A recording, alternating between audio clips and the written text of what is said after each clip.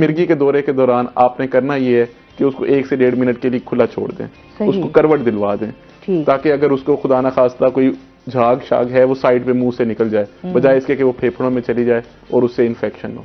अच्छा, वो झाग का निकलना जरूरी है? हाँ, कि अगर वो बेसिकली जो फिट होता है ना वो 1 से 1.5 मिनट का, उसके दौरान यही 5 से 6 चीजें हैं कि उसकी आंखें ऊपर को चढ़ जाएंगी, बॉडी जो है पहले स्टिफ होगी कुछ देर के लिए, कुछ सेकंड्स के लिए, और फिर जर्क्स लेना शुरू कर देगी, टॉनिक और क्लॉनिक मतलब फिट्स पड़ना शुरू हो जाएंगे, मुंह से झाग निकलेगी, बाज दफा पेशाब या पखाना भी बीच में निकल सकता है कपड़ों में। लेकिन ये जो फिट है, ये जो सीयर होता है, ये बेसिकली 1 से 1.5 मिनट का ही होता है। तो आप उस मरीज के साथ जो भला कर सकते हैं ये कि आप उसको करवट दिलवा दें, 1 से 1.5 मिनट के दौरान वो फिट खत्म हो जाएगा। हाँ, इन केस कि अगर वो फिट 5 मिनट से ज्यादा दौरानियों के लिए हो तो फौरन 112 को बुलाकर उस मरीज को करीबी अस्पताल में इमरजेंसी में लेके जाएं।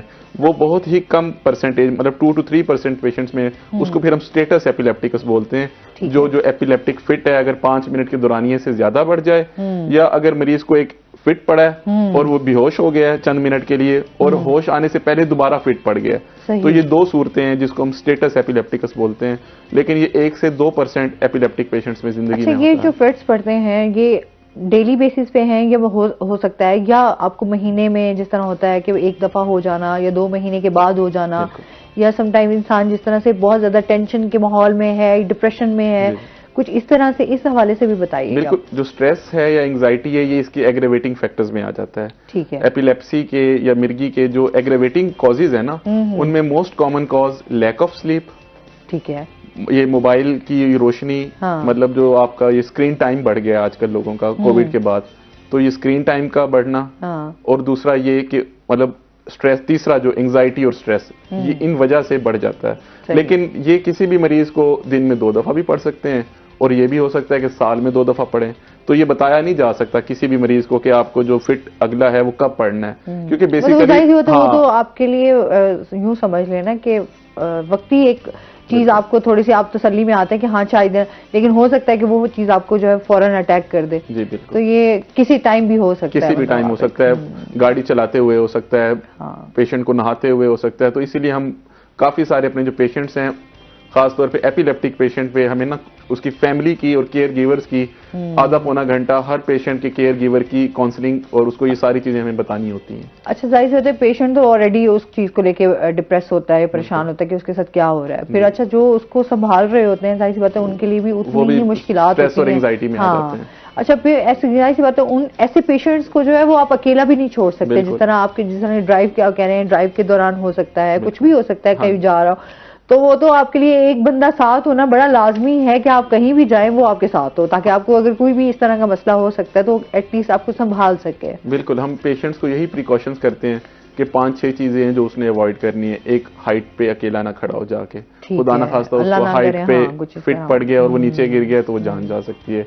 इसी तरह अगर 6 माह तक उसको फिट नहीं पड़ा और प्रॉपर मेडिसिन ले रहा है, फिर तो वो गाड़ी चला सकता है, वरना उसको गाड़ी आइडियली नहीं चलानी चाहिए। इवन यूएस और यूके में तो उनको लाइसेंस ही नहीं मिलता जो एपिलेप्टिक्स होते हैं। ठीक है। तीसरा ये कि वो जब अगर उसने वॉशरूम में नहाना है तो अपनी कुंडी लगा के ना नहाए, खुदा ना खास्ता उसको वहां फिट पड़ा है, पेशेंट को चोट लग सकती है, कहीं गिर सकता है। तो ये चीजें हमें प्रिकॉशंस बतानी होती हैं।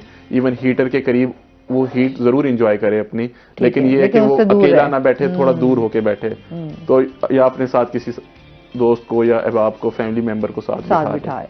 अच्छा, वो वही बात है ना कि इलाज से बेहतर है एहतियात। आप जितनी एहतियात करेंगे आप उतनी ही चीजों से बच सकेंगे।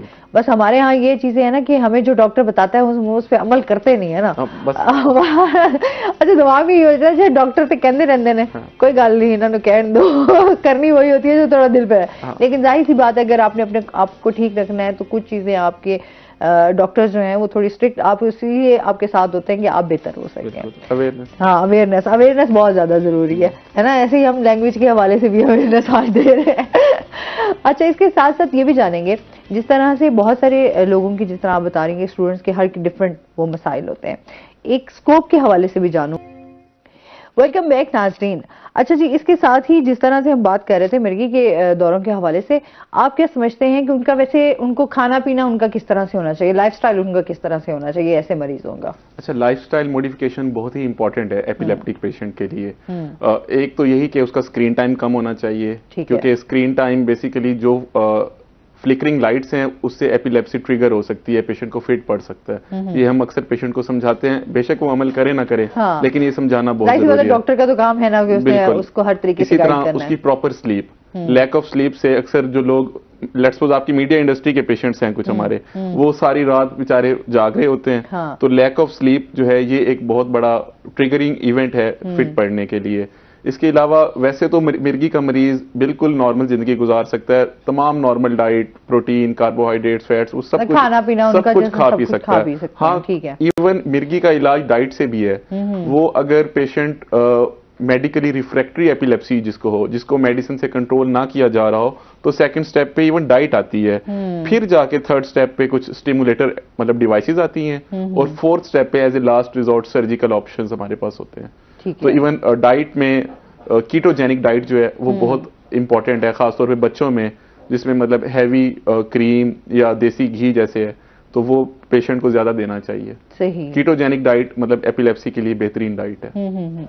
अच्छा, इसके साथ साथ भी जाहिर सी बात है, जिस तरह से आप मेडिसिन का बता रहे हैं, एक होती है मोरोसी बीमारी, जिस तरह अगर पेरेंट्स में से किसी को है तो वो आगे बच्चों में भी ट्रांसफर हो सकती है। अच्छा, मिर्गी वैसे जेनेटिक तो है, लेकिन बहुत ही रेयर है कि एक मरीज से दूसरे मरीज को लगे या वो आगे नस्लों में ट्रांसफर हो। वो बहुत चंद कुछ सिंड्रोम्स हैं, वो भी मतलब आटे में